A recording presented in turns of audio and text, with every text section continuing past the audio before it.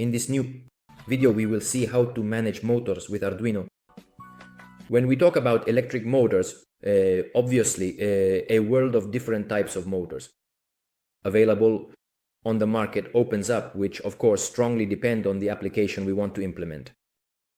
Staying a bit in the Arduino world, we are therefore talking about relatively small motors. We deal with classic, small electric motors of this type, which we can find in various types in terms of rotation speed and power consumption.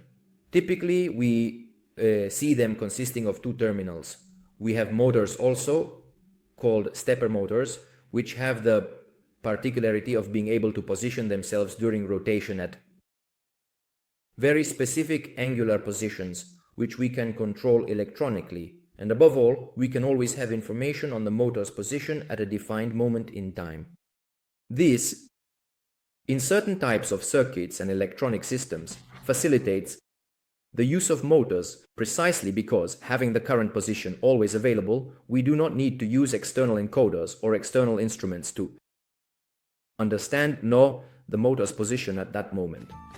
Making things a bit simpler, let's say that the electric motor is something we can control through two wires, two terminals, which, by powering the motor in a certain way, will obviously make the motor rotate at a variable speed.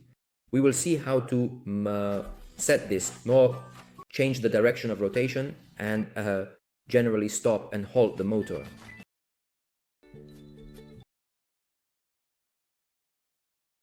An important thing when we introduce the topic of motors is that we are introducing devices that can be controlled by electronics, like a microcontroller such as Arduino, which manages a series of steps that we write through code. However, it's crucial to remember one very important thing. Arduino is a board on which a very low power is managed, meaning the supply voltage we provide to Arduino is used by all the components and can be supplied on the digital outputs, as we have seen in other exercises, to power an LED or to set a high or low state, thus 5 volts, but with a relatively small current output. Therefore, we cannot think of using the Arduino board directly to control and at the same time power devices that require higher current consumption. So, thinking of directly connecting Arduino, the output of the digital pins of Arduino to power a motor, might work with very small motors. But, in fact, it is already a risky thing because motors, by their nature, being made of inductive and capacitive electronic components, can, when we also interrupt them, inject reverse currents on the digital pins that could damage the board. What is typically done in electronics, though, is to use the digital part to handle everything needed at the logic level. So we read sensors that can be for light, temperature, the value of a potentiometer, everything we do digitally to learn what the PWM comes from the environment.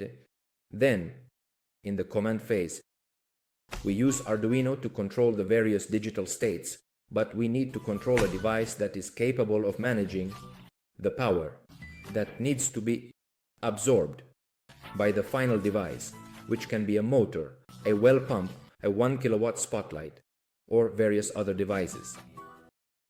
A device that has existed for many years and is widely used in electronics is the classic COMT relay. The relay is nothing more than a switch that can be digitally controlled by a high-low state, for example, from an Arduino output. This somehow acts as a shield between the digital part, so we will connect some pins of the relay pop into Arduino, which will be mechanically isolated within this device from the high-power device we are powering. This means it will not affect the energy being managed by the digital board.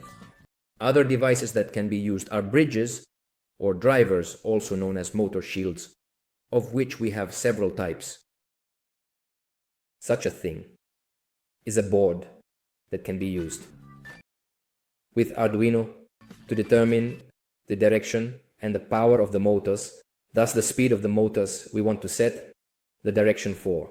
In this case, this is a board that can control up to 2 motors simultaneously. As you can see, it is equipped with circuitry and transistors that provide a significant amount of power and can therefore handle current production even exceeding 1 ampere. This is to say that if we wanted to use an electric motor like this one, a motor of 250-300 watts, the typical motor that can be used on an electric assisted bicycle, for example, we can easily control it with Arduino as well. Obviously, we must keep in mind that this certainly cannot receive the necessary current directly from Arduino because it is not capable of providing it, but it will need an external power supply that will then provide the energy, the power needed for the motor to run. So a circuit like this will have a minimal power supply, which can even be a simple 9-volt battery that powers Arduino for the digital parting, and then there will be a larger battery, 12 or 24 volts, even a classic lead-acid battery, or the more recent lithium ones, equipped on electric scooters or e-bikes, which are the ones that provide power to the motor. Therefore, typically, a board like this will have an external high power supply that can provide the current and power needed to power the entire board. The board will use that energy to power the motors, but it will be logically controlled by Arduino, which will perform the most important task at the logic level. So this separation is very important. We should always keep the two worlds separate, the high current from the current managed by the power handled by Arduino's computation. There are also slightly smaller shields like this one, which still manage around an ampere to use slightly larger motors. In the exercise I want to perform in this video, I would like to drive a small electric motor using a very common integrated circuit that is very inexpensive, a 16-pin integrated circuit called L293D. This is widely used because it is a simple driver that allows us to control up to 2 motors simultaneously, the PWM in the wheel. So I can perform the task at a logical level of deciding when to stop the motor, when to turn it on, at what speed to run it, and especially in which direction. All of these simply by interfacing Arduino with this integrated circuit and then deciding at the software level what to make it do in various conditions. Precisely for the reason we discussed, that Arduino alone cannot provide the energy needed to drive even a small electric motor. In many kits I use for these videos, I'm using a kit from LQ called the Super Starter Kit, for which I'll leave the link in the description. It's a very nice kit, and in my opinion very complete for starting to work with Arduino, because it really contains everything you need for the first projects, from LEDs to potentiometers, temperature sensors, light sensors, an Arduino board of course, a breadboard, an infrared reader. There's really everything, and all well documented in the PDF that will be provided to you on the CD along with the kit. Among the various very useful components you find inside, there's this power module. What is this power module? It's something that is used precisely for what we were talking about, which is to find a way to be powered from the outside through this connector with a switch on board that allows you to distribute either 5 volts or 3.3 volts across these pins we see externally over the entire breadboard. So what is the big difference? The power will not be supplied by Arduino but by an external source, and therefore all the power the motor will need will be provided by this module. To power this, you can simply use a 9-volt battery with a connector of this type, which I will insert, and then by pressing the button I will enable it on the board. To utilize this power module, I will simply connect it to the breadboard. As you can see, it is designed with the right dimensions, pitch, and module to be conveniently equipped on the breadboard. The only thing we need to be careful about is that it has positive and negative power markings. As you can see on the outside, this is a minus, this is a plus, here is a minus, here is a plus, so it mirrors exactly the blue and red lines you find on the breadboard. Therefore, I must not do this, obviously, because if I rotate the breadboard, I am reversing the polarities, risking damaging some device. This setup is incorrect because, as you can see, I am inserting the minus on the red line, whereas the correct connection is this. So I simply place the board on top, insert the terminals inside, and at this moment, if I were to connect the 90-volt battery to the connector and press the button, I would power on the power module. In this case, I am providing 5 volts on the 2 positive and negative rows I find on the breadboard. So everything I connect to these connectors will be powered by the external power source, which in this case is the battery. Of course, I could also use a classic 220 12V charger without any issues. Another thing we need to remember is that when we pair the use of the Arduino board, if we are in the debugging or prototyping phase, Arduino will be connected via USB to our computer, and thus the Arduino electronics will be powered by the USB cable. When we want to test the circuit standalone, independently of whether Arduino is connected to the USB, the cable, we must remember to power Arduino digitally. How do I do this? Simply, now I turn off the power for a moment. I remember that on the analog side of the Arduino pins, there is a pin called a VIN, which is used to power Arduino from an external power source. So simply by connecting the positive to VIN, and of course remembering that the ground must also be connected, otherwise we do not have sufficient applied voltage. By simply making this type of connection, I have brought the 5 volts supplied by an external source to our Arduino board. In this way, if I turn on this button, you see that the Arduino LED also lights up. At this moment, I am simultaneously powering the breadboard and thus all the components that will be connected, and the Arduino board without the need to connect the USB cable, which will only be necessary to load the software, the firmware that we will program. Let's see how it's made, the circuit to connect to drive the electric motor through Arduino using the L293D integrated circuit as a driver to guide to drive the motor. The integrated circuit appears when looking at it from above. This is an international standard. All integrated circuits have a kind of semicircle on the top part. So looking at it with this mark facing upwards, the pins we find on the left, the first on the left is number 1, and then it goes in a counterclockwise order. So it goes from 1 to 8.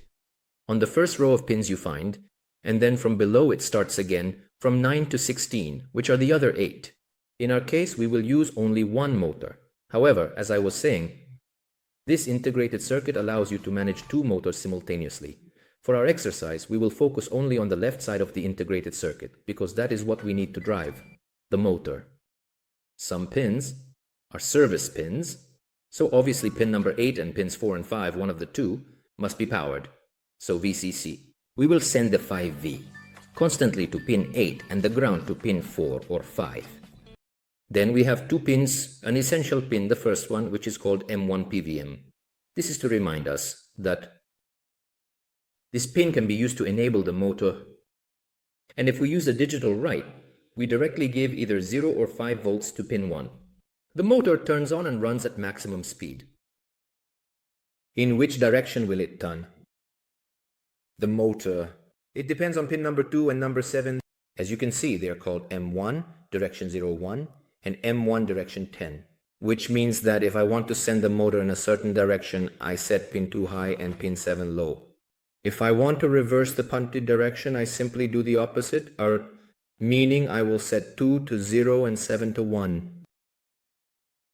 Another thing to know, of course, is which are the 2 wires that need to be connected, the 2 pins that should be connected to the motor. It's pin 3 and pin 6, which are referred to as M1 plus, M end. Obviously, in this case, the plus and minus are completely at our discretion because it will only change the direction of rotation by reversing the wires. Nothing happens.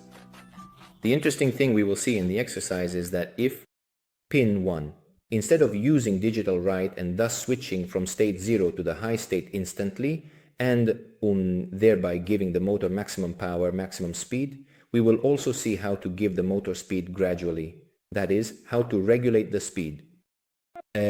We will do this using the analog write function, which I remind you only works on pins that support pulse modulation, that is PWM, which is this symbol we find next to the numbers of the digital pins. So, in our example, we will use pin number 5, which is indeed a digital pin of the PPM type. So, by controlling, by giving a value ranging from 0 to 255, we can decide the speed we want the motor to assume.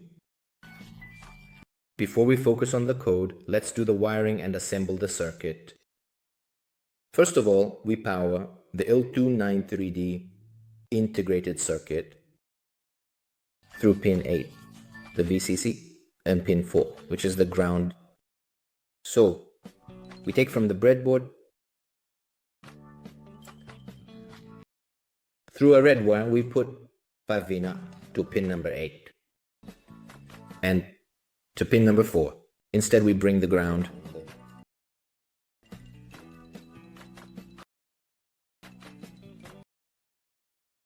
We connect to pin number 5 digital of Arduino. Pin number 1, which is the PWM, the one with which we will set the speed and thus the enabled pulse to the motor. With these black wires, instead, I connect the direction. So pin 4, the first direction pin. So 4 to pin number 2 of the integrated circuit. And the other is 7, which goes, we will control it with Arduino pin number 3. So pin 3 and pin 4 of Arduino. They are responsible, so the state of the pins is responsible for the motor's rotation direction. All that's left is to connect the two motor terminals. Red and black, we said that the direction is not important because the only thing that will change is the rotation direction in one case or the other. So anyway, one goes to 3 and one goes to 6. So, pin number 3 of the integrated circuit. And pin number 6. Regarding the code, the first thing, as usual, is to define the pins. So, the first pin, which is the M1 PWM, is connected to pin 5, which is a PWM of Arduino. It is precisely the one that will determine the rotation speed. Then we have the two pins that we call direction A and direction B, which are 3 and 4. Direction B. Then we will find out if it is clockwise or counterclockwise. Then I define just a constant that we call I, because we will use a small for loop to cyclically repeat some steps regarding the motor's behavior. Let's define the pin mode, obviously. For the pins we have just declared. So the PWM is an output, as well as the directions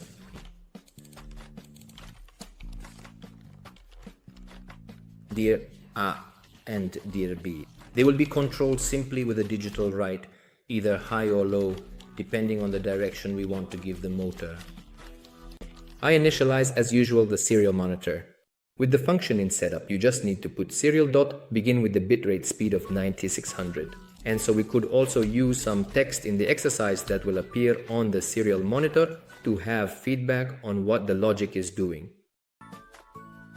We start by turning on the motor and making it rotate first in one direction and then in the other, without changing the speed. So we send it directly to the maximum speed. Then we write on the monitor a phrase like, I turn on the motor in one direction. How do I do it? So first of all, we enable our motor by giving a high state to the pin, connected to the first pin of the integrated circuit. Then we put in IDM1 PWM. Then using a for loop, so we have already defined I, which is an integer, for I as long as it is less than 5. We say for 5 times, and then of course we increment the variable. What do? We write digital write, direction A, I, and consequently direction B, low. So, to set the direction, we always have to work on 2 pins. One state must be high and the other must be the opposite. So this is, we are saying, we have already enabled the motor with digital write M1 PWM, and then for 5 times we will alternately change the direction. So we make it go in this direction for 1 second, 1 second, 1000 milliseconds, so through a delay, and then we change its direction. So we set A to low, and B, we set it high and put another 1 second delay.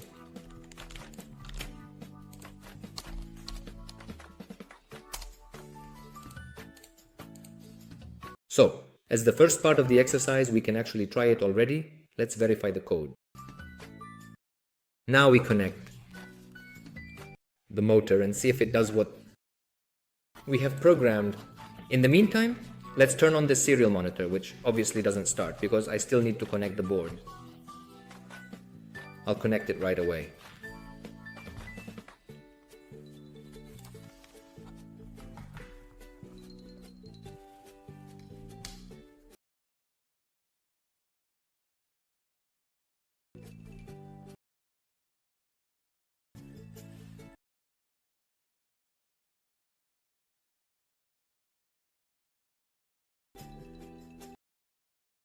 So the board is connected. We upload the core, the firmware. Upload completed. Let's turn on the serial monitor and see that Arduino is performing the task it was assigned before. Seeing it in action, let's also add 2 more essential messages. One tells us that we have turned on the motor. The other, we write that I go in direction A. Let's call it. And then, when I set the other direction, I say I'm going in direction B.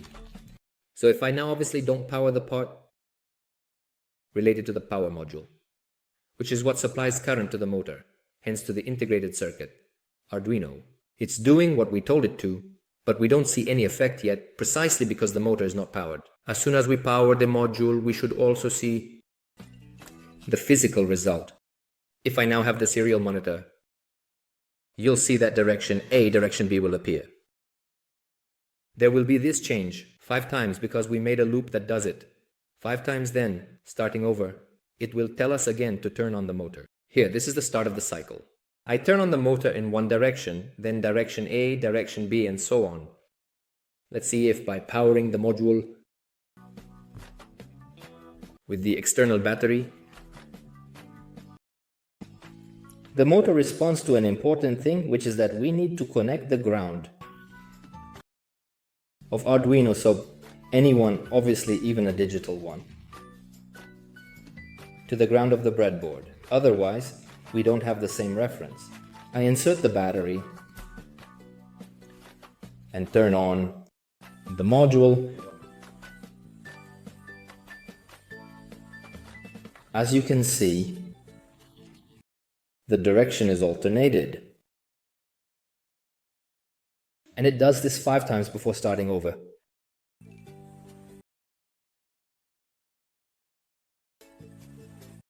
If I turn off the external power module, Arduino continues to work, but obviously the motor turns off. At this point, we immediately see the concept related to the fact that Arduino can be powered by the external module.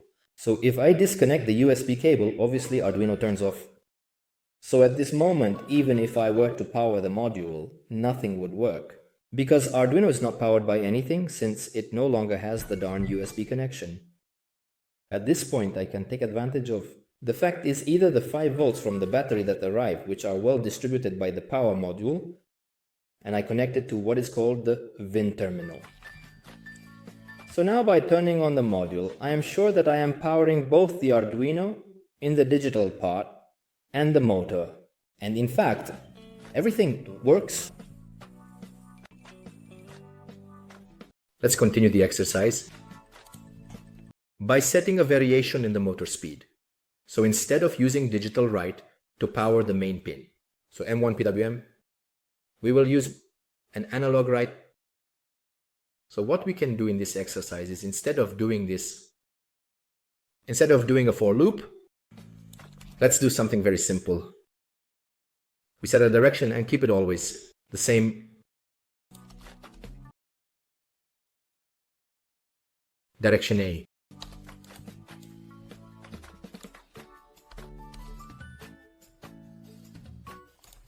And what we do is that with the analog, write command,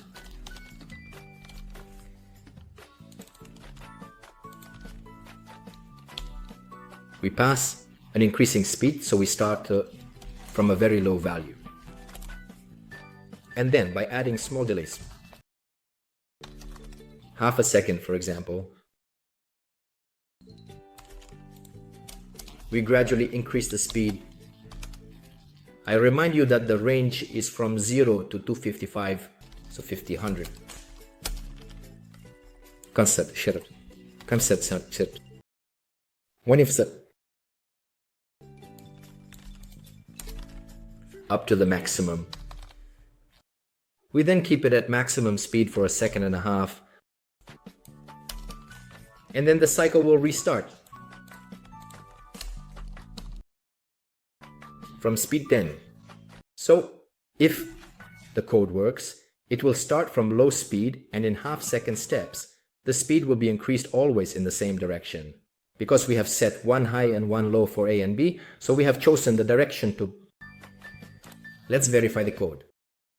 I reconnect the USB cable, but before doing so, I disconnect it, just to be sure to avoid having too much voltage around. I disconnect the VIN connection so that when we power from USB, we use only the USB to upload the software. So I proceed to upload completed at this point. To verify the operation, I remain in this situation, so I don't use external power. I turn on the module.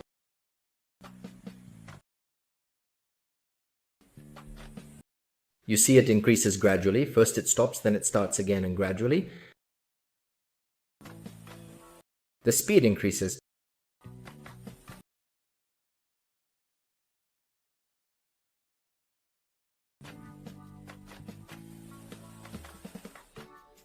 This is a very basic exercise, but in my opinion, very useful.